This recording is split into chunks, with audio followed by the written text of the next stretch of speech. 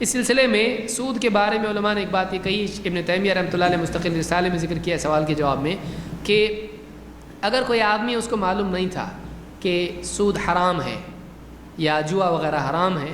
تو اب ایسی صورت میں ایک آدمی نے پہلے کما لیا، اب بعد میں جا کے اس کو معلوم پڑا کہ یہ تو حرام ہے اسلام میں، جیسے کوئی غیر مسلم اسلام میں داخل ہوا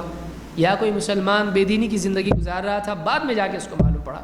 تو ایسی صورت میں اس کا جو کمایا ہوا مال تھا اب کیا اس کو چھوڑ دینا یا اس کو رکھنا؟ اب کیا کرے؟ اس کے کپڑے خریدے، گھر بنایا، گاڑی لی اور سب کچھ کیا، اب تو سارا پیسہ وہی ہے جو پچھلا تھا، اب اس کا کرے کیا؟ چھوڑ دے، گھر پہ نکلے، گھر سے باہر نکلے بیوی بچوں کو لے کے، کیا کرے؟ تو اس سلسلے میں قرآن کی آیت سے علماء نے استدلال کیا ہے، فَمَنْ جَاءَهُ مَوْعِظَةٌ مِّن رَبِّهِ فَانْتَهَىٰ فَلَهُ مَا سَلَفَ، کہ جس کے پاس اس کے رب کی طرف سے نصیحت آ گئی اور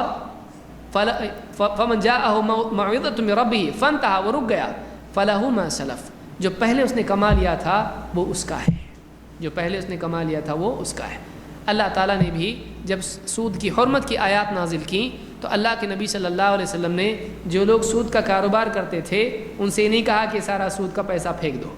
بلکہ آپ نے اس کو رہنے دیا۔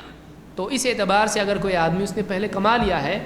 اب اس میں دو صورتیں، شیخ بن باز کہتے ہیں کہ اگر اس کے پاس بہت پیسہ ہے اور وہ دے سکتا ہے تو اس کی واقعی ضرورت جتنی ہے اس کے علاوہ اگر وہ دے سکتا ہے تو دے دے، لیکن اگر واقعی اس کے پاس کچھ بھی نہیں ہے، تھوڑا بہت ہے، تو ایسا آدمی وہ پیسہ رکھ سکتا ہے، اس کے لیے دینا لازم نہیں ہے، دینا لازم نہیں ہے۔